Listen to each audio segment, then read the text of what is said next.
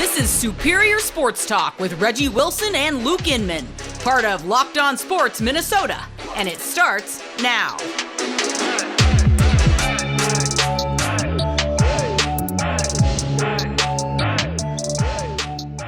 Back in the lab, Reggie and Luke back at it. Another episode of Superior Sports Talk presented by Locked On Sports Minnesota. TGIF, it's the weekend. What's going on, Reggie?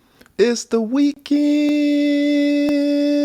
baby. You know, it was fun last night checking out Minnesota Aurora for the first time, their first game, and it was electric at TCO Stadium. Had some, Viking staff members there. I saw Eric Perkins there, the guy I took over for at Care 11.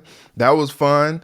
It was just a really cool atmosphere and really cool to have another sport to cover and to follow here in the Twin Cities. Yeah, we're going to talk a little TCO, breaking down some Viking sleepers and OTAs and the Twins' second ugly loss in a row yesterday. Plus, later, I'm putting Reggie on the hot seat with what does it mean. It's all coming up on Superior Sports Talk. But first, if you enjoy Superior Sports Talk, you'll also enjoy our other daily show with former NFL receiver Ron Johnson. Ron offers the unique view of an athlete-turned-broadcaster and brings you high-profile guests like Braylon Edwards, Adam Thielen, and Robert Smith. Subscribe to Locked On Sports Minnesota YouTube channel or your favorite podcast feeds so you never miss an episode. Okay, Reggie, you mentioned TCO. We all know all the new faces for the Vikings by now. Brand new coaching staff, top to bottom. Mm-hmm. And that means brand new scheme and philosophical changes to the playbook. Reggie, Vikings have held a handful of OTAs out in the beautiful confines of TCO out in Eagan. I know you've attended a few of those practices, and I want to get into maybe a sleeper or two that's caught your eye up close and really being able to see these guys move around, do some real work on the field. But first, real quick, any news, notes, observations you've gleaned from your time out at TCO this week? Could be an interesting press conference, a specific player, or even just the overall new vibe with a brand new coaching staff now running the show. Well, they continue to talk about how the culture is different. Mm-hmm. Eric Kendricks in particular, he talked about how, you just don't have success running a fear-based organization. And he felt like that's what the team has been under Mike Zimmer. And it was really telling. But what you see is a lot of guys who are loose, running around, having fun. They're like little kids out there. That was kind of what I kind of experienced when I was out there checking them out. I was talking to Kwesi, and he was just super excited about, what the team is building and how the team is just kind of fitting together. It seems like they took some of the older pieces that they had already on the team, brought in some new guys that kind of have a similar spirit and energy that they're looking for. And everybody's just enjoying each other, enjoying the experience so far. And, the defense, they were talking about how they feel better moving into next season with the new scheme, that they're going to be better, trying to stop the run. And the scheme is going to help put their best players in position to succeed on the field every Sunday. And so that's just really cool. And also, KJ Osborne, a lot of chatter around him. And possibly having a receiving core that, you got three, pseudo wide receiver ones. It's funny, Osborne just kind of, really blossomed last year. He had the catch in overtime against Carolina to walk it off and send them home into the bye week with the win. And that was fun.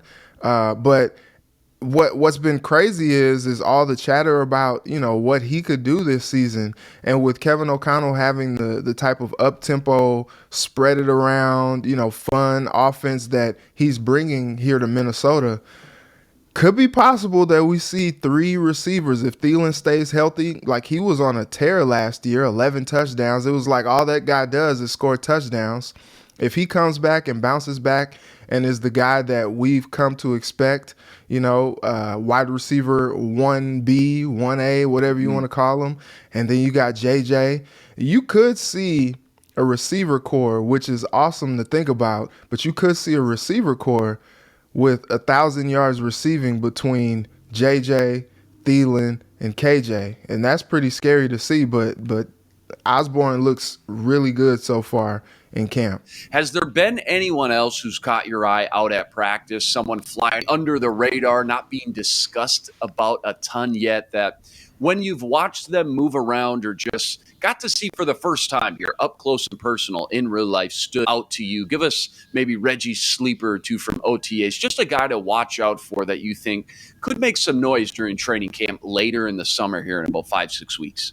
I'll give you a couple guys. How about that? We'll go BC Johnson, who, was probably a star in the making before going down with that injury.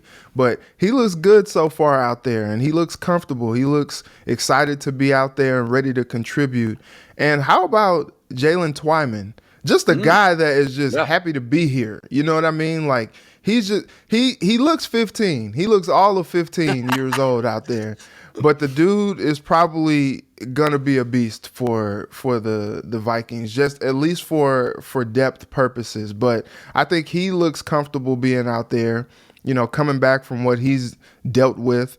And I think there are high hopes for what he could bring to that defense. They're not going to rely on him to, be that guy, with guys like Dalvin Tomlinson and Horrible Harry out there.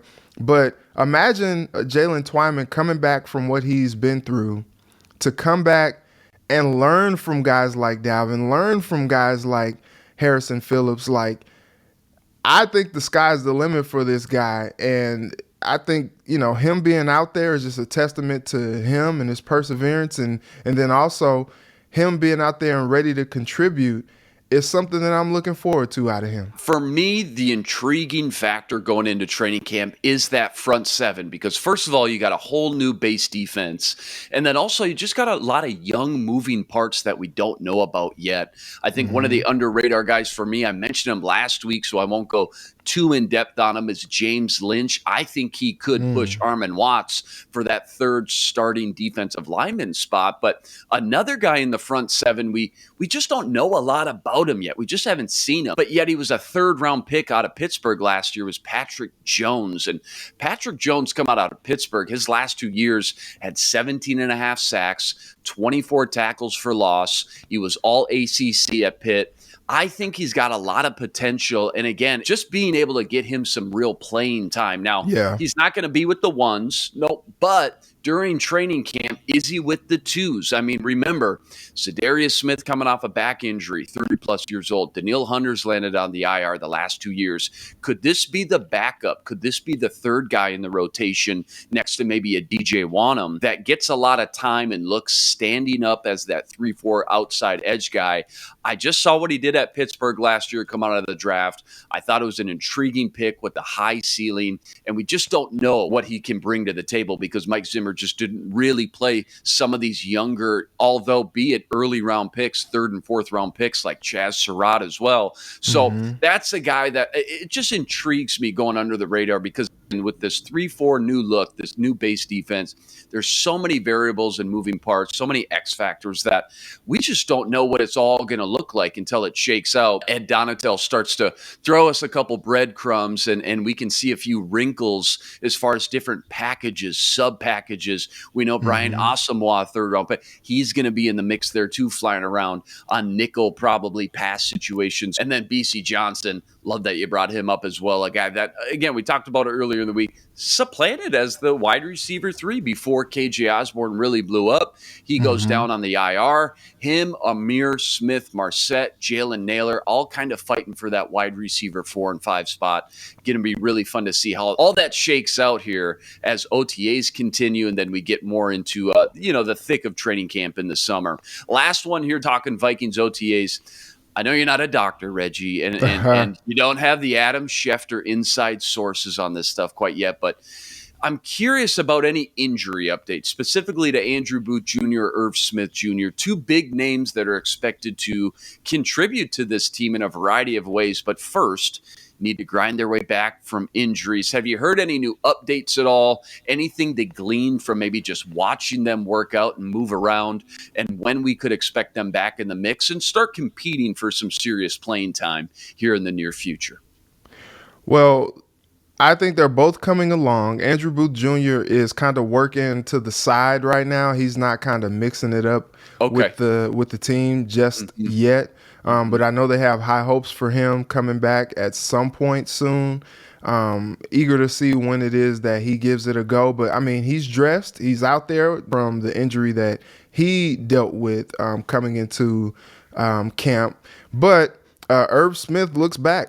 He looks like he's back. Here we go. I saw him over there with Kirk Cousins. They were kind of working some routes. The other day, he was kind of working extensively with his tight ends, because, he really didn't have Irv last year, and his guy Tyler Conklin is gone. And so, he's really having to reestablish a rapport with his tight end unit and really kind of figure out who's going to be his guys on that unit. And Irv Smith looks like he's ready to contribute and ready to be, the guy moving forward. And he looks pretty good out there. No, I will say, though, going back to what you were saying about Patrick Jones and on that defensive side, I was talking to Kwesi, and we were just kind of chit-chatting, about other stuff. And we were watching some of the pass rushers work. And out of nowhere, Kwesi just says, "This guy's so good, man." And he was talking about Mike Smith, the pass rush specialist coach for the Vikings. And so, looking at Mike Smith's bio, because Kwesi was really complimentary of him. He came over with Mike Pettin to the Vikings from the Packers.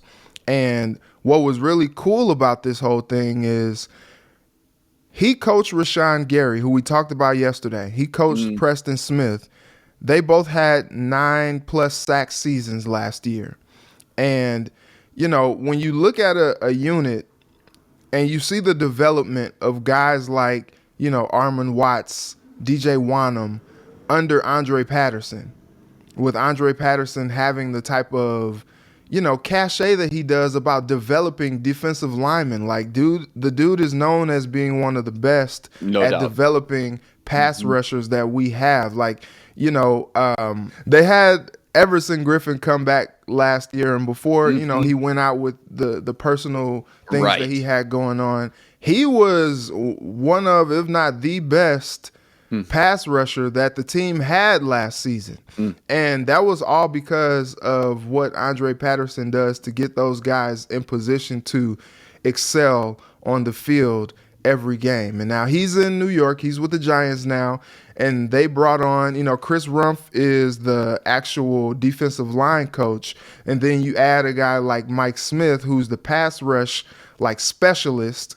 And you talk about him helping develop guys like Patrick Jones and Lynch, and more development for Armon Watts and more development for DJ Wanham, and you're just excited. I know Kwesi was excited about him just kind of getting his hands on some of these pass rushers. And so I think it's going to be interesting to see, as you mentioned, Patrick Jones kind of bringing him along and seeing what he does under Mike Smith's tutelage next season. Yeah, a lot of fans pretty salty about letting Andre Patterson go. Oh, absolutely, and I understand. Yeah, I mean, again, one of the best in the biz. Stats don't lie. And I think bringing over a guy like Mike Smith, though, and seeing what he did with Rashawn Gary, a guy who was picked with the 12th overall pick for the Packers a few years ago, a little quiet his first year or two. People are starting to scratch their head. Man, is this a bust here? Top 12 pick, a lot of high expectations. But to see him explode last season gives Vikings fans, or should anyways, a lot of high hopes for all this young, untapped raw talent up in this front seven. Because when you just look at Rashawn Gary and his development from year 1 to year 2 to now year 3, and what he's been able to do, just getting better every season, hopefully Mike Smith can do the same and hopefully fill those big shoes again left by Andre Patterson. Vikes are going to get a few days off here. They wrap up OTAs with 4 straight practices from May 31st to June 3rd. Rest assured, Reggie and I will be back here for all the spine-tingling action from practice. We talk about practice? What are we talking about? Talk about practice. Not a game. Not a game. Not a game I love. Not a game. Coming up, we're talking Twins baseball dropping their second game in a row. And later, I'm putting Reggie on the hot seat with what does it mean. But first, do you want instant post-game reaction from insiders that cover your favorite teams? Check out our Locked On Sports Minnesota podcast on YouTube or wherever you get your podcasts. Following every Twins, Vikings, Wild, or Wolves game, our Locked On team hosts are broadcasting live with team insiders like Kevin Gorg for the Wild and Brandon Warren for the Twins. Never miss a podcast by subscribing to Locked On Sports Minnesota YouTube channel. Okay, well, let's talk about those Twins, shall we? Twins lose another one, their second in a row. Show some serious kinks in the armor here. A lot to discuss here, Reggie. Let's start with the good. Another just solid as a rock starting pitching performance. This time from Devin Smeltzer, who's looked good. Back-to-back outings filling in for Joe Ryan on the COVID list. He goes 7 innings, doesn't allow a run, strikes out 6. That's the good news. But, Reggie, there's this thing in baseball where you got to play 9 innings, apparently. So, Oh, yeah? And that's when the wheels fell off last night. Tyler Duffy comes in the 8th, allows a quick 3 runs. All of a sudden, after leading the whole game, you're down 3-2. But no worries. Twins rally back, get the bases juiced, no outs. And for the second time in a row and third time in the last week, managed to get no runs and squander a huge opportunity with the bases loaded and no outs. They had another chance in the 9th, runners on the corners, couldn't capitalize. Twins leave 5 base runners stranded in the last 2 innings alone, managed 0 runs. Twins lose this one 3-2, a game you probably look back on and say they easily should have won. They dropped 2 in a row, their first of 4-game series with the Royals. Reggie, you got to blame someone after a loss like this. Was it the coaching in the late innings? Was it just bad plate appearances with runners in scoring positions late, relief pitching? Your thoughts and takeaways from last night's just tough loss. Man, it's been a while since we've had to place blame. Tyler Duffy. Mm-hmm. Man, he's a roller coaster, man. He's an experience. Like, Smeltzer, man, 7 innings. You know, it's crazy that Rocco even let him go that long, but he goes 7 innings, 80 pitches, only 80 pitches. How efficient is that? 2 hits. Only 2 hits given up, 6K.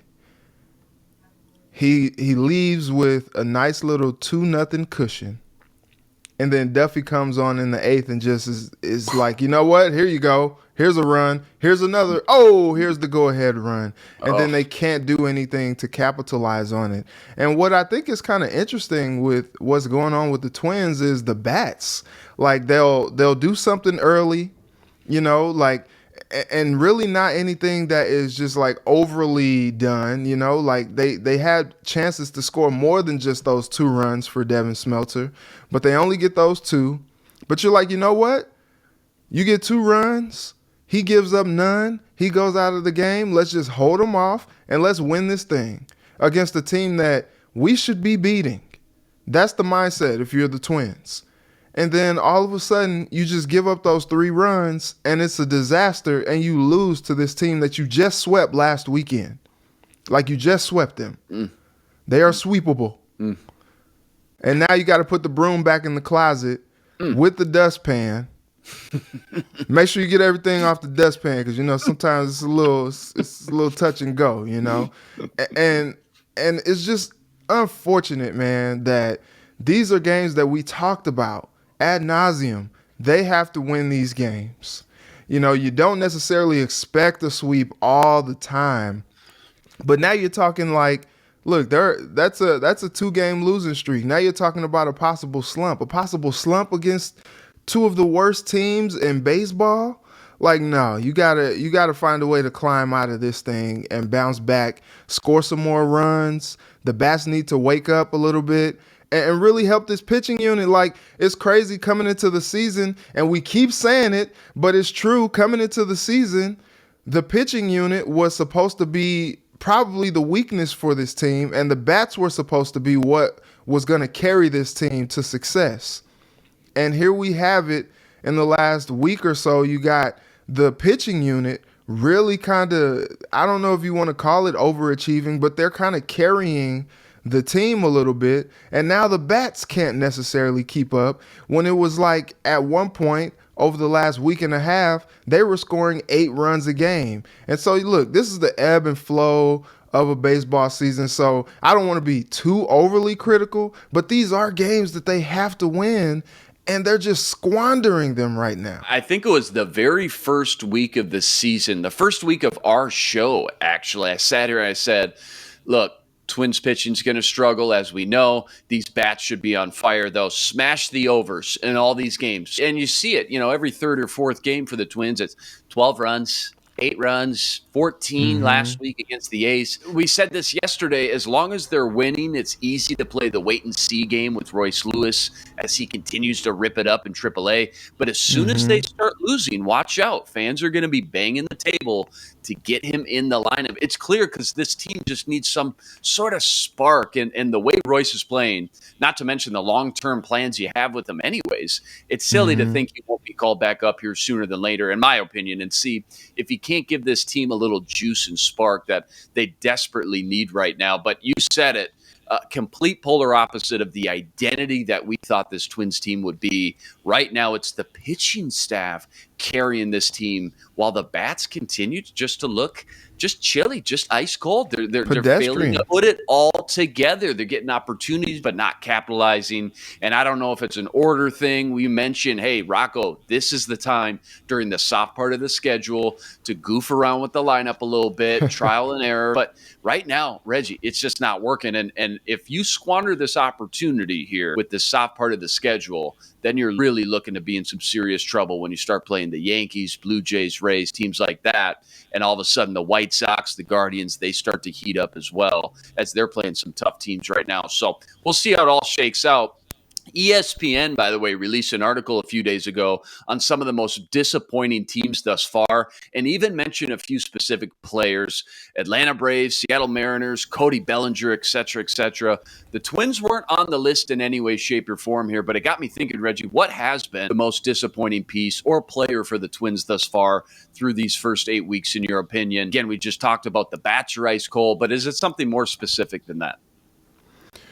Oh, I hate to pick on the guy, you know what I mean? But I think one of the most disappointing guys for the Twins is Tyler Duffey.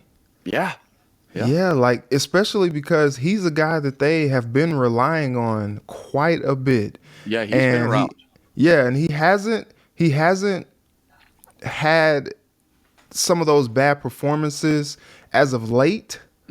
But when you talk about some of the blown leads that have happened by the bullpen, he's kind of been the guy that is behind them. And it's tough because you don't want to pick on him. But, there were fans in my mentions, talking about how, maybe he should get designated for assignment. And it's just like, well, who else are you going to call on? Ghostbusters? Like, you can't. I mean, you kind of have to go with it until you can get some Bill more Murray depth. warming up. Get Dan Aykroyd warming up in the pen, will you? Yeah, man. Like you just kind of have to go with it. You know what I mean? Because I don't know. I don't know if you have any other recourse. That they're just gonna have to continue to keep working with them. But in these high leverage situations, bringing Tyler Duffey in, you've got some clenched butt cheeks. You're a little tight. You're trying to hold in the poot. You know what I mean? Because it's an experience, man. You're kind of scared, man. Heart's racing a little bit, blood pressure's up. You're just like, oh my goodness, like your forehead's sweating a little bit because he's gonna bring you through it. You got that stomach drop like you're on that roller coaster when he comes in. But hopefully you can see him stabilize things moving forward. But right now it's kind of touch and go with Tyler Duffey. Very beautifully articulated. It's tough when they're winning, not to sound like you're getting nitpicky, but I think even despite the wins, it was clear going into the season, serious trouble with the starting rotation, and then in turn their relievers with all these injuries. It's the injuries. And it's easy to call out injuries being disappointing because it's almost too simple and so obvious. But I feel like after losing Kenta Maeda early on, then Paddock was a huge blow. And now Joe Ryan for we'll see how long. Not to mention some other starters have been dinged up here or there as well. It's just really tough to overcome those in a rotation that was going to be hard-pressed to find a solid 1-2-3 starting rotation consistently in the heart of the season. Saying all that, they've overperformed to the max. They've been awesome, but how long can they keep it up and take some pressure again off some of these relievers like Duffy remains to be seen. Twins look to get their winning streak going again today in the second of 4 against the Royals. 7-10 first pitch set at Target Field. Bailey Ober set to hit the mound. Remember, as tough as that loss was yesterday, KC had lost 6 in a row. White Sox lost yesterday, and the Guardians lost 3 straight as well. So while you hate to see a loss like that, Twins still in the driver's seat currently as it stands in that division here. So the time has come. My favorite segment is here. I'm putting Reggie on the hot seat with What Does It Mean, covering all the latest hot topics in Minnesota sports. First one, PFF released every NFL team's 3 best players according to the analytics and names Justin Jefferson, Danielle Hunter, and Dalvin Cook for the Vikings as the best of the bunch. What does it mean when looking at the Vikings' core nucleus of young talent for the future? And would you swap anyone out on this list? I think it means that their core nucleus has been built up to be strong. Like, kudos to the team, kudos to the talent evaluators for getting these type of guys in here because they are some of the most exciting players in the league. Like, not just on the team, like the league. When Danielle Hunter is healthy, he is a wrecker. Like, the dude is a dude. When Dalvin Cook is healthy, even when he's playing through injury, like, he's so dynamic. One of the best running backs in the game.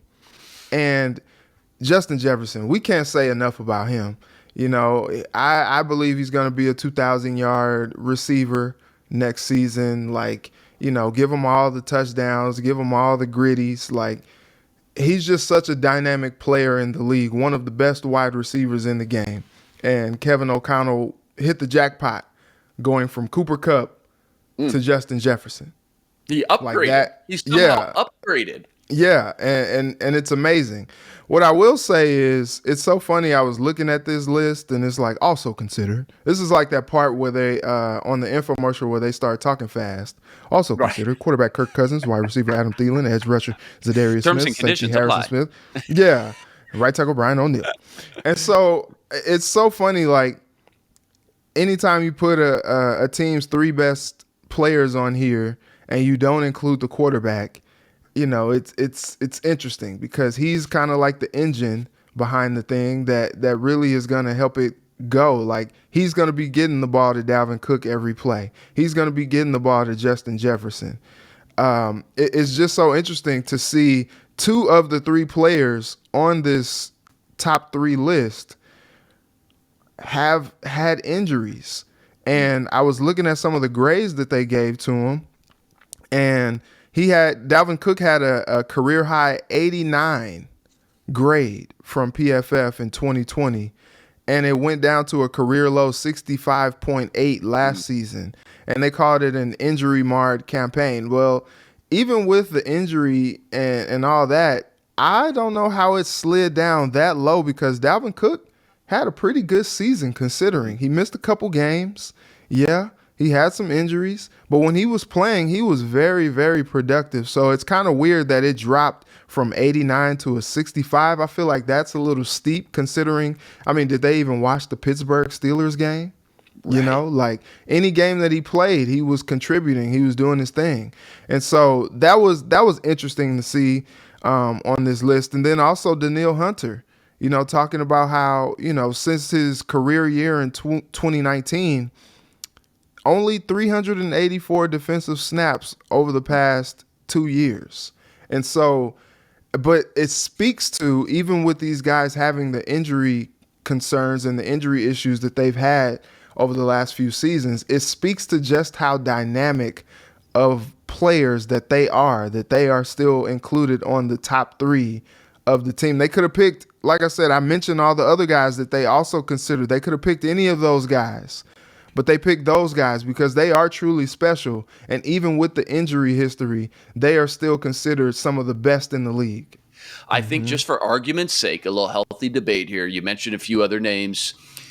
If I was building a team, just knowing the way the league works, pass happy league, and how interchangeable some of these running backs are, no disrespect to Cook, love to have him on your team, love to watch him, breathtaking, any given play, he can go to the house. But I think Brian O'Neill may be a sneaky one to get in the mix there. All this guy has done since he's came He's into the good, league man. for 4 years, he's given up 6 sacks in 4,000 snaps, averages 25 pressures allowed per year, not missed a game since becoming a starter 4 weeks into his career. Shout out to Brett Coleman on Twitter for that great stat. Again, the way the league works, having so many elite pass rushers and edge rushers, the talent is so lopsided on that side of the defensive ball that if you can find a cornerstone at tackle, whether it be left or right tackle, and being as young as Brian O'Neill still is, just starting to hit his prime right now, that's another one that maybe I would change up for Cook, just knowing again how interchangeable some running backs are from time to time. All right, next one up. MLB.com released their way too early Rookie of the Year projections. Number 3 on that list was Twins pitcher Joe Ryan, who's been lights out this season with a 2.2 ERA and a .99 whip. With Ryan set to miss time now after landing on the COVID list, what does it mean for his chances to keep up with the others on the list like Astros shortstop Jeremy Pena for the End of the Year award? It's a long season, and he'll come back from this COVID list, and you hope that when he comes back, he doesn't miss a beat. And everything that we've seen from this guy has just kind of shown that he's just kind of locked in, rock solid.